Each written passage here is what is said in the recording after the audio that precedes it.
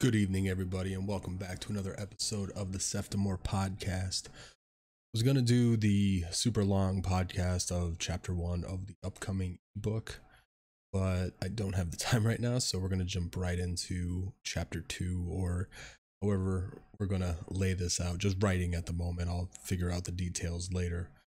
But yeah, updates before we begin is I am currently in a 3-day fast. Weight's still coming off slowly. It's not super fast. I do try to get my protein and try to eat. Not because I do go to the gym, so I can't be fasting and trying to go to the gym. And I do yoga, DDP yoga. I'm gonna tell you what. I was gonna tweet this out. The days that I don't do DDP yoga and the days that I do are like two totally different lives. It's crazy how good it is and how good you feel, even if you're not doing it for the calisthenics part and like the muscle building. Just the stretch is unbelievable. It's crazy. So we got that, and I'm streaming again. I'm gonna be doing 2 to 3 hours a night, and then longer on the weekends. Not super long like I used to till 5 in the morning, but still longer. See how long we can go on the weekends there. But other than that, it's been a good week. Happy to get back into streaming. Mixer.com/Seftimor, and we'll probably be doing some of these podcasts live on there once I get back into the groove of things. Right now we're cutting it a little early so I could record these and then get them out to you. So chapter 2. So the first chapter was all about positive thoughts. We're maintaining that, but this is more about controlling your life control. So let's get into it. Life control, ending the victim mentality. The life you live is the one you tolerate. What is going on in your life to stop you from living a happy life? Are the problems so bad that we need to stop being joyful? My life was bleak a few years ago. I didn't want to stay in my family business. My weight got out of control, peaking at about 100 plus pounds overweight. The wife and I were fighting over nonsense. What did I do? I started making changes in areas of my life that needed it. A plan of action needed to be set. The problems I faced needed to end. The bottom line was I was choosing the life I wanted to live, working a job I didn't like, or stuffing my face with unhealthy food. These were all choices. If I made these things the norm, then I was saying it was okay that these habits continue. The excuses I made were ridiculous. They were keeping me in a life of comfort. My life was spiraling, and I was engineering it to remain that way. I defended living in mediocrity. Every single day I created more problems for myself, even though I was trying to fix the current ones. Our situations do not define us, but they reveal the truth to our actions.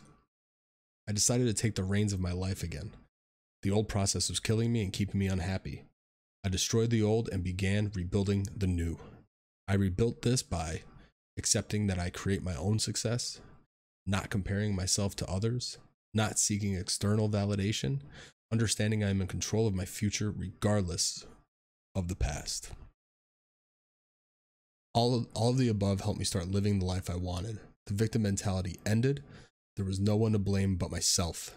Not to mention putting all that stress on yourself gets you nowhere. I understood that there will be things that are out of my control. While some are more tragic than others, I can't dwell on these misfortunes. We can be happy regardless of the past. The first step is to be proactive in life and accept all that comes with it. There will be situations where nothing we do would produce a different outcome. What we can control is how we react after our misfortunes happen. No matter the excuse we tell ourselves, life is all about what happens to us and how we react to it. Be prepared for the worst and act accordingly when it happens. We accept our lives for what they are in the present. For the future, we prepare to face it with our new knowledge. At the end of the day, it's all about that internal spirit, the consent that we are in full control of how we act and think. No one is going to do the hard work for you. We need to go forward in life and build the future we desire.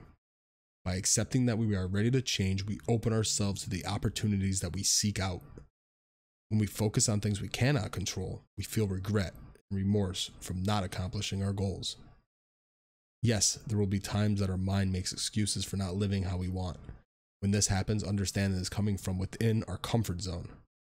The brain will keep us stuck in the same victim mentality we have been trying to break free from. I have fallen into this trap many times, even when life seems great.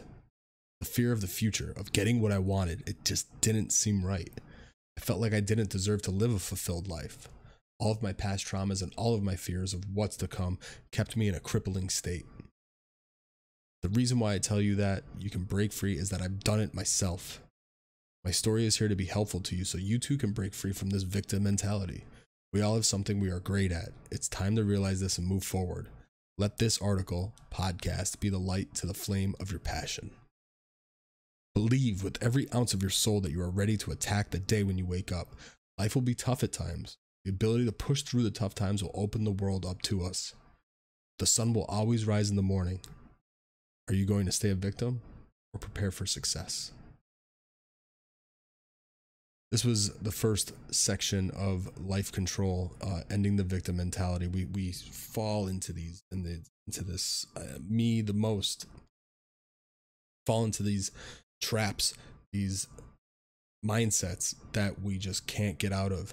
And 4 of the things that really stood out to me that I wrote here was that accepting that I create my own success. It's not about other people. It's not about, it's about your audience, and it's about creating value in the world, but the only person that can do that is you. And I know that sounds cliche, but it's really, really true. Not comparing myself to others. That's another one. Don't look at, if you're a streamer, don't be looking at Ninja. If you're a writer, don't be looking at Stephen King. If you're a podcaster, don't be looking at Joe Rogan. Look to those people for inspiration, but know that they put in long hours and long bouts of work. Not seeking external validation. This is the toughest one for me, one that I still struggle with today. Your happiness has to come from within. That's a woo-woo thing, and I know it's been said over and over and over again. But you have no idea how I could walk into a room, and even let's say I'm arguing with the wife or with family members, and to not let that change me. If I'm having a great day, keep that. And what I see is that instead of going down to someone's level, no matter who it is, you could actually lift them up. And I have it on me, and I fault myself when I can't pull people out of that, because I'm the guy, I'm the man in this, in this relationship. I'm the guy that is supposed to be lifting the boats, no matter how hard. And understanding that I'm in control of my future, regardless of my past, regardless of what happened, regardless of what we did. I started streaming again. I don't have any viewers. I was on a really, really good rate of viewership before the baby was born. Doesn't matter. But that also doesn't mean the future's bleak. It means we can attack the future and just keep moving forward. We have a whole life. A whole life. Things don't have to happen right now. Understand that.